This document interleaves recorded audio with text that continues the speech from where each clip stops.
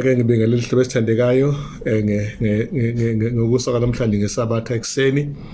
Isifundo sethu ke sithi turn their hearts ukuphendulela inhliziyo zabo. Ngikhumbula ingoma nje ecula emnandi lapha enkonzweni yasesabatheni, ingoma ethi turn your eyes upon Jesus, look full in his wonderful face, and the things of this earth will grow strangely dim in the light of his glory and grace. Ake sithandaze. Baba sezulwini sicela uholo lwakho, ngoba ngokwethu ngeke sifike indawo sizolahleka endleleni sihole njalo. Namaze sifunde sethu mawahlale kuthina awazi kwakha into ethile ephilayo nomqondo ophilile ngegama lakho. Sifuna sethu manje bakuthi usifunda kwethu ke kube isibuso kubantu bakho ngoJesu Kristu nakuwena uqobo kuze bephakade. Amen. Hlobo zami sendeka indima neyikhanda esithola lapha iku chapter 4 verse 29, obviously Deuteronomy, njengoba vele isifundo sethu sonke sikhuluma ngeqiniso lesisikhathi elitholakala kuDeuteronomy, present truth in Deuteronomy.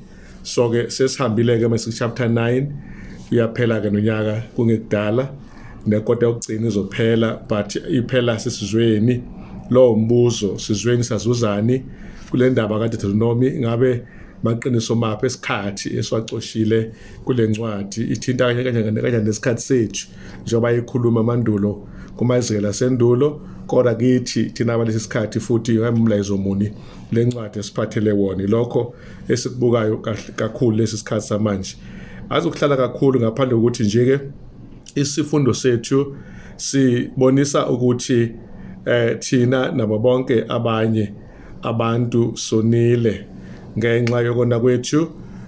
Kubalekile ukuthi sibuyele kuNkulunkulu ngenxa ukuthi vele lokonakala nokungcola sekukuningi kakhulu emhlabeni, ngoba bonke bonile kwasilela inkazimulo kaNkulunkulu njengoba esho uRoma 3:23. Kodwa ke iqiniso lonke lithi ke kunendaba ezinhle kuleli verse eyitholakalayo ukuthi ke singabantu abalungisisiwe ngesihle ngomusa wakhe ngokuhlenga kuKristu Jesu. Iverse ka24 ibe sayina kakhulu le ka24 sesigcile kule ka23 kana kumsoco nasemuva kwale verse ubalekile basubambisise nawo.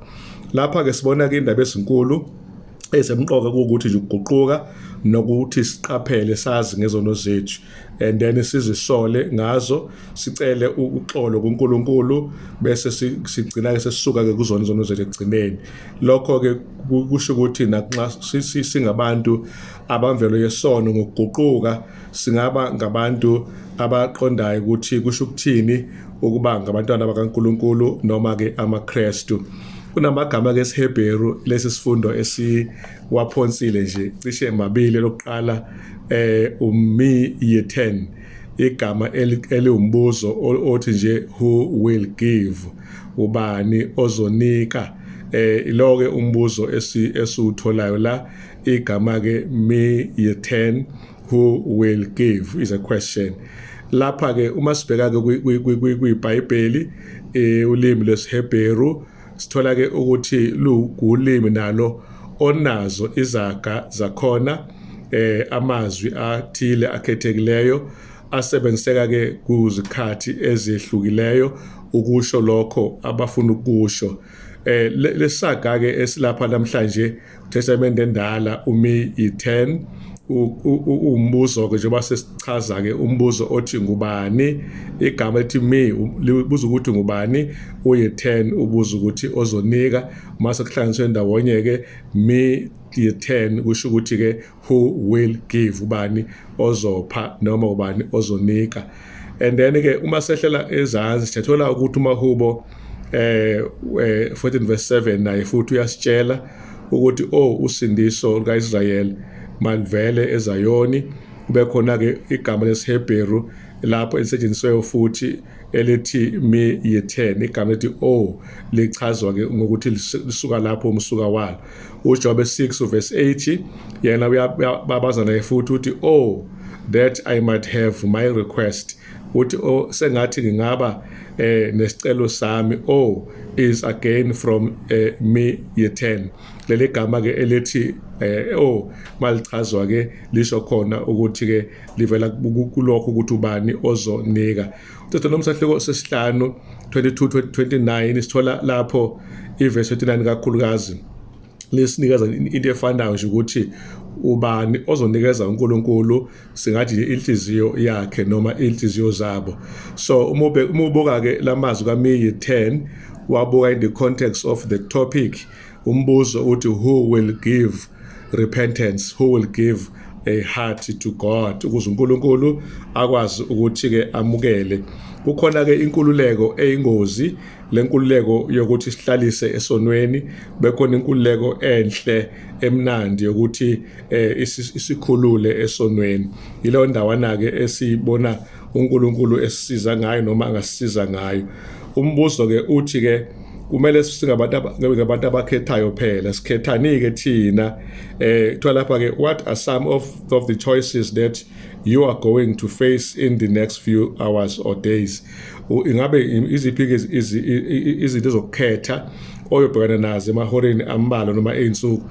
Hayi bazalwane angazi lo mbuzo uvulekile wonke umuntu unokusho okuthile ngawo ukuthi khona anticipate njengeinselelo noma ingqomo ofuneka ayithathe. Mina esami isiqomo ofuna ngisithathe ukuhlala nje ngikuNkulunkulu nongavumeli uSathane ukuthi angisuse kuNkulunkulu wami. Leyo ke yona lesinqumo engibona kumele mangiyenze njalo nje sonke isikhathi ke nokuthi ke angikhethe kuba umuntu ohlala emuhle ngengqondo positive thinker nokuba ngibe umuntu omubi ocabanga ngendlela engenhle nanokuthi ke okunye ngifisa ukwenza njalo isinqumo senhliziyo yami ukuthi ngizinikele busha kuNkulunkulu zonke izikhathi ukuze umsindisi wami angibusise. Uthi uNkulunkulu lapha seek me and find me, ngifuneni ningithole. Elinye ke igama eliqhamukileyo lapha lesi Hebrew ngicabanga ukuthi angilibizi kabi uTeshuva, igama elikhuluma ngokuguquka kwethu, our repentance. La sithi khona kuNkulunkulu methi ngifuneni ningifumane, uthi uNkulunkulu ngifuneni nginamukele. Amnandi amazwi kaThixo. uNkulunkulu uyena obonayo ukuthi simonile, uyena okwazi ukusivezela futhi sesenze okubi phambi kwakhe kodwa besethi uma ningifuna ngizofumana. Lawo ngamazwi amahle amangalisayo kaNkulunkulu okumele siwaqapheleke. Lapha kuNkulunkulu ngokweBhayibheli lonke ufuna nje ukuba kube nobufakazi bokuthi uNkulunkulu uyaxolela nathi funeka sibe nokuqonda ukuthi uNkulunkulu unolwazi olungaphambili. Ngalokho ke uma uNkulunkulu azi izinto before zenzeke kusho ukuthi langaphambili ngokuba umhlaba imibuso iqhubeke eminye emva kweminye uNkulunkulu ayivele seyazi leyo ndaba njengoDaniel 7 nawo konke ukwenza komuntu ngamunye before wenze uNkulunkulu sevele useyazi. Ngakho ke uma uNkulunkulu azi kanjena ke wazi wakuveza lokho kuJesu Kristu kuPetro uMateyu 26:34 lapho atshela khona uPetro ukuthi ngakakhali uyongiphika kathathu. Nansi indaba ewufakazi bokuthi uJesu Kristu uNkulunkulu kuneforeknowledge wazi ngaphambili. uNkulunkulu wazi ngaphambili ngaphambi bakube khona nanesiqalo imbalo. Ngakho ke siyajabula kakhulu kusho ukuthi uNkulunkulu onolwazi olungaka usikhululile ukuba sikwazi ukukhethela and then kodwa sinomqondo ukuthi lenkululeko esinayo iyona esiza ngayo inqumo kumele phela ibe inqumo ezinhle not lezi ezingezinhle ngoba mazi zihle inqumo kusho nomphumela lawo angeke uze ube muhle. Kafuphi nje ke uNkulunkulu wazile ngaphambili ngokuba uIsrael amlethe ezweni lesethembiso ukuthi uzofika bhede ezweni laseKhenani, kodwa uNkulunkulu azi ngaphambili wabafaka still lapha kodwa futhi besethi buyani kimi uma ngabe seningicasululeke buyani kimi sixoxe bese ke siyakwazi ukulungisa ke indaba. uNkulunkulu into angayifuni ukuba abantu basuke kuye bazokhonza izithombe ezenziwe ngabantu ezingadli ezingezwa ezingezi lutho nje iThixo. uJehova yasixhasa kakhulu ke ngapho ngaseyithixweni and then uNkulunkulu uyasibonisa futhi ukuthi ithombe lezi abakhonza zona ke kusho ukuthi sebesukile kuyena uNkulunkulu. Iverse ke neverse lasifunda khona ikhuluma ngokusobala ukuthi ukukhonza ithombe kuyileyo nto kanye uNkulunkulu athi wabaxwayisa ngayo nanxa bexwayisiwe bakwenza futhi babakhonze ithombe. Verse 25 Deuteronomy 4 uMoses ngokucacile uyabatshela kwenzakalani laphayana kodwa amava anjengalalawa obaba babe ngabantu abakhonza ithombe kusuka nje kusho khona ukuthi kwakuyisizukulwane esasinomkhuba okukhohlwa chapter 4 verse 9 uNkulunkulu abenzele khona nabaxwayise ngakho benza lento Jehova ngqo abaxwayise yona. Nkosi yabona bangifika lapha ngiyathobeka kakhulu ukuthi uNkulunkulu amangihawukele ngikwazi ukuthi mangixwayisa ngixwaye ngasheshi ukukhohlwa bese ngenza izinto uNkulunkulu wami angayithandanga. 29:31 lasithola khona ke ukuthi uNkulunkulu useshola amagama ukuthi mayifunwa ibona bazomfumana uma nje beshiya indlela zabo ezimbi bebuyela kuyena uNkulunkulu ngeke ababhubhise uNkulunkulu ahloniphe izwi lakhe babuyele kuye uJehova uzokwenza lokho abathembisa khona. Kafushane nje uNkulunkulu uthi khethani ngokukhululeka ukuphenduka nemukele ukuguquka. Chapter 4 verse 30 uNkulunkulu uthi ke igama elithi phendukela lichaza ukuthi buyela. Ilonto ke esitholayo la uNkulunkulu ayisho ubuyela emuva okungukuthi ke lapho besingabakhona ekuqaleni. Igama ke lesihebheru leke ngalithinta ngaphambili uteshuva elisho ukuthi ke ngokempande yakhona to return means to repent. Ushuthi ke ngokubuyela kuNkulunkulu kuchaza ukuphenduka nokubuyela kuyena futhi uNkulunkulu. Igama ke linhliziyo konke elibandakanya ukuguquka leli gama ke elisho ukuthi buyela kuNkulunkulu obusuhlukanisiwe naye ngenxa yezono. Ngakho ke ngifuna nje ukuthi uNkulunkulu unayo i-rescue plan yokutakula abantwana bakhe ababhubhayo ephosa intambo yokuphila bonke ababuyayo bese baphakamisa uNkulunkulu abaguqukayo abanikeze isibusiso sethuba lesibili. Nangilo teshuva lona ke ukuphenduka lasithole khona ukuthi ke bakithi ngokwemvelo kuyathandeka ukuhlala esonweni sijekele ngakhona sona sengathi ukuphefumula ukona kuyinto common kuyinto natural sathi natural leyo mangiphefumula nesona naso sinjalo ke kubantu abadalelwe kusona noma bazalelwe kusona isona. Kodwa inqedwe Deuteronomy iphetheke isikhiye esikhulu ke la ethi nje lahlonipha uNkulunkulu ufumane isibusiso delela uNkulunkulu uthole imiphumela yalokho. And kuyavela lapha ukuthi kuTestamente Elisha ngokuhlukana kuthiwa masingakhohliswa ngoba akahlekwa uNkulunkulu lokho umuntu akutshalayo phela futhi umuntu wokuvuna otshala ohlanyela enyameni inyama uhlanyela ukungcola ohlanyela kumoya uhlanyela uyovuna ke isivuno sokuphila kuphakade. Galatia sahloko 6 verse 7 no verse 8. Ngelishwa ke sesivele seswile ke thina abantu sekulula kakhulu manje ukuthi senze isono njengokuphefumula njengoba ngithe ngachaza ngaphambili. Kodwa isixwayiso esikhulu esikhona sihamba nesithembiso sokuthi uma sicela imiyalo kaNkulunkulu namhlanje into engafihlekile into engekude nathi kuba siyenze Deuteronomy 30 verse 11 abaningi abantu ke ngempela bawele esonweni bexwayisiwe kodwa uNkulunkulu nami lapho ngiyakwazi lokho inkosi mayingixolele nasitho samayixolele lela siqapheleke ukuthi uNkulunkulu into ayifunayo la ukuba sifune ukubuyela kuye kube into esiyifuna akasiphoqi ufuna sibe ne free will nokukhetha kubuyela kuyena uNkulunkulu kube i-choice esiyenza freely ukuthi siyaguquka sibuyela kuyena uNkulunkulu and then uNkulunkulu will provide us a second chance.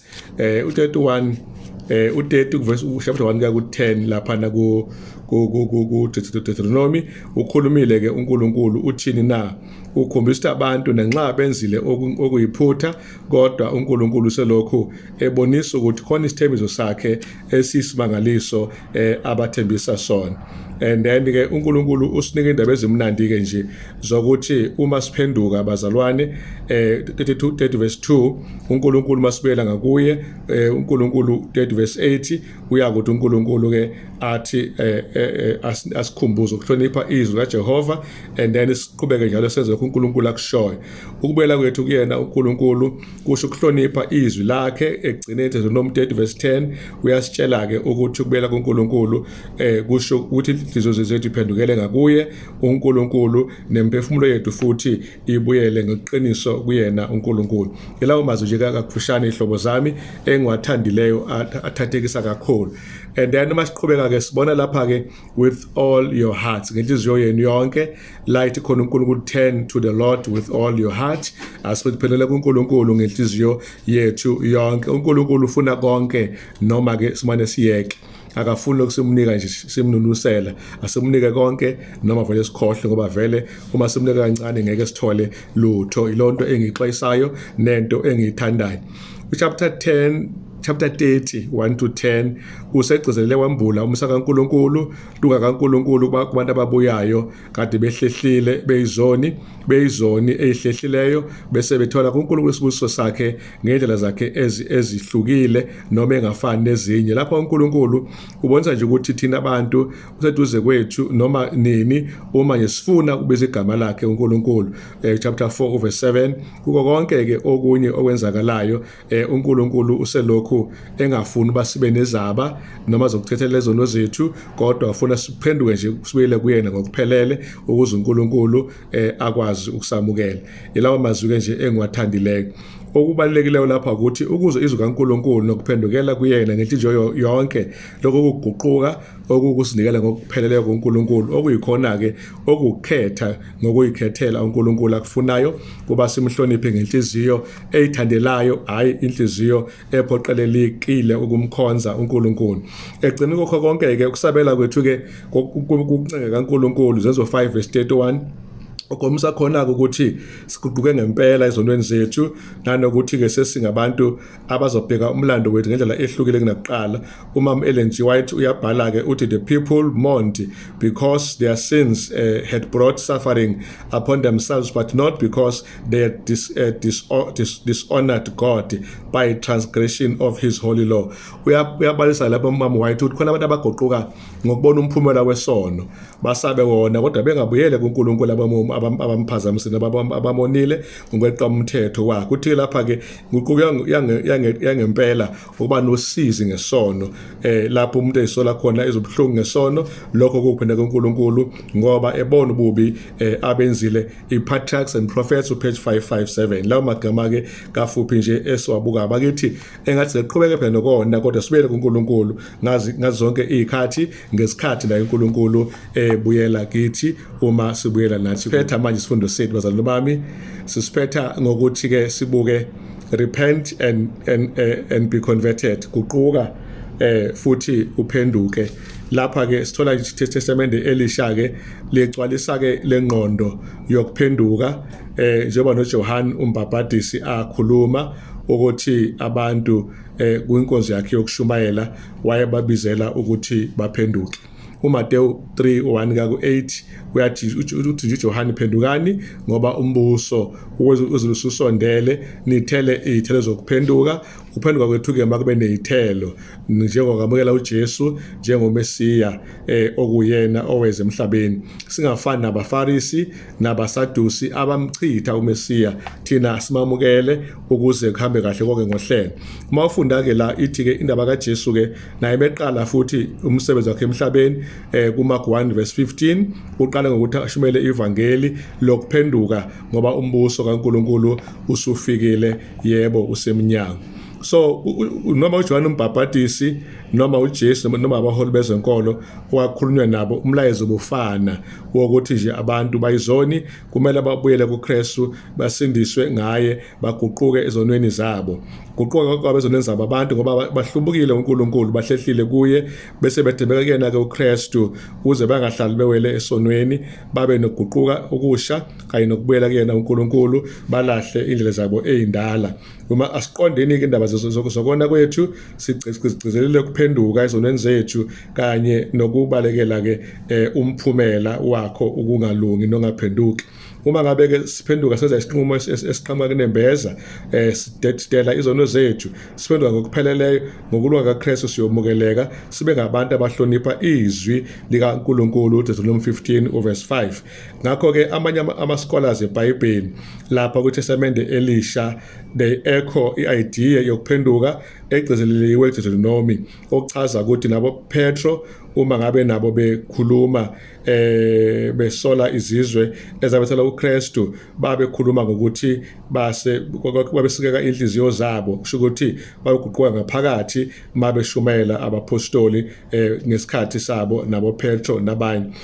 Uthi lapha uPetro madoda abazalwane kusho abantu sekwenzani na 2 verse 37 2 Petro phendukani nibhabhatiswe kube kuxolwa kwezono zenu. Sabantu babeqonda babenzile isono, ingakho babona kumele babele kuNkulunkulu abamonileyo. Ngakho ke umbuzo uthi ke is this not pretty much the same situation as with all of us sinners who have offended God? Ngabe lokhu ke akufani ngithi sonke na njengezoni eziphathe kabi uNkulunkulu.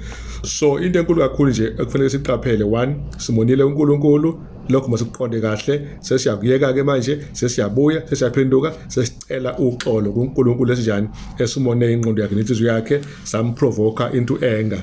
Sesigcina ke ihlobo zami ngithanda amazwi lapha ku-page 26 okungu-Friday part of our lesson for le viki ekhuluma ngokuphelela inhliziyo zethu kuNkulunkulu. La kuthiwa khona kulo lonke igxathu elokuya phambili emaveni okuphenduka komKristu, umKristu uphenduka ngokujulayo sonke isikhathi. Ithi lapha ke labo ke abaxolwe inkosi yilabo abaqonda abayiqondayo ukuthi bangabakabani, njoba ethi lapha uNkulunkulu they shall ye remember your own evil ways and your doings that were not good and shall loathe yourselves in your own sight. Amavesi abuhlungana lawa uHezekiya awashoyo ukuthi uma ngabe singaguquki bazalwane sesiyolimala ke silimalele khona ezoneni zethu. Mhlawumbe ngivesa ngiwafunde lawo amanye sengiwasummarize kakhulu, but I think this last one uHezekiya masishane u16 36 verse 31 lawa ngiyakhale wafunda kukhona nje into ethi ngiwafunde ngeza ukuthi ngiwabambisise kahle nawe isihlobo sami uwezwe. Verse 31 uthi ke seniyakukhumbula izindlela zenu ezimbi nezenzo zenu ezingezinhle ninengeke emehlweni enu ngenxa ububi benu nangenxa yenengiso zenu. Uyabona mawusuyinenga wena uqobo lwakho, hayi usufuna uNkulunkulu ke lapho awusafuni ukwenza okunye, uyayinenga, uyazinyanya, hayi ngoba uyizonda kodwa ngokubona into embi oyenzile, then you come back to uNkulunkulu elena ayesikunikeza ke uxolo. Lapha na ku verse 62 and 63 Hezekiel 16 kunamavesi lapho engiwathandayo. 62 ithi ke sengiyakumisa isivumelwano sami nawe, wazi ukuthi nginguJehova, ukuba ukhumbule ube namahloni, ungabe usavula umlomo wakho ngenxa yehlazo lakho lapho ngikuthethelele konke okwenzileyo, isho inkosi uJehova. Into echaza iBhayibheli umuntu oyibonayo ukuthi cha ngimphathe kabi uNkulunkulu, ngiza nginazaba zokuthi ngithi uNkulunkulu ngonenge ngoba kwenze njani, ngivala umlomo nginamahloni ngisola kuJehova, kodwa ezimnandi uNkulunkulu uxolela kho konke esikwenzile. Leyo ndawana ke ngicela kuwe ukuthi uNkulunkulu uxolele, ngicelela nami ungicele kuJehova ngicele kona kwami. Lapha ukuphenduka kwethu akusikhona okwendebe zomlomo nokusikhazimulisa thina ngokwethu, kodwa kukuphendukela ngokuthi uKristu kuphela oweneleyo ongakwazi uba asindise ububi bethu. Umpostoli uyakhuluma ke uthi kumele kube khona ukuba sivume okwethu, uthi I know that in me, that is in my flesh, dwelleth nothing good. Uthi uPawulo kimina kukhonto enhle ehlalayo. God forbid that I should glory save in the cross of our Lord Jesus Christ. by whom the world is crucified unto me and unto the world. Galatians chapter 4 verse 14, 6 verse 14. La ethi khona inkosi kayivumi kuba sizikhazimule siyidumise kuphela sizibonge kusikhathi siphambano yena ongaso izolibethelwe kumina lonto ebalekile ekugcineni. The goodness of God leadeth thee to repentance. Roma 2 verse 4. Ulwa kaNkulunkulu kusikholela kuphi thina sonke ekuphendukeni. Ithuba ke leliketanga eligolide lomusa nozwela nothando kaNkulunkulu olodlulisele kubo bonke abantu abayizoni ezibhubhayo. Ngakho ke inkosi ithi mayimemezela ke, I've loved thee with an everlasting love, therefore with loving kindness have I drawn thee. Ngikuthanda uthando luphakade wena, ngakho ke ngokulunga kwami okuphakade ngikudonsele kimi. Bakithi sisivala kanje isifundo sethu namhla, sisivala kuphakama izandla sithi uNkulunkulu sikushayela ihlombe, siyabonga ukubona ukuthi isifundo sonke amagama esiwabukileyo noma awesilungu noma awesiZulu noma awesiGreki mina isiHebheru, amagama esiwabhekile onke bazalwane bami njengomi yi-10 la kuthiwa khona ubani ozonika kanye negama lethi teshuva elisho ukuphenduka konke. It means one thing, 10 hearts to Jesus. Masicela kuNkulunkulu inhliziyo zethu. Inkosi ke ibuse isifundo sethu saleli viki leli ke lomhla ka-27 kunyaka kaNovember, end of the month. Then December is beginning next Sabbath, and then sisibamba the final month of the year. Oh, how I wish unyaka uphele second. Qhubeka impilo sisebenza noNkulunkulu bazalwane ngamathuba esiwathola inkosi ibusela amazwi manje naphakade. Amen. Sibonge siholeke Jehova inkosi yokulunga nenkosi yoxolo. Uxolo ubuthakathaka bezono zethu siphe umoya engcwele ngoJesu. Beka abafuna bafumele isifundo sethu kwindawo ngendawo la bekhona manje naphakade. Ngiyakhuleka. Amen.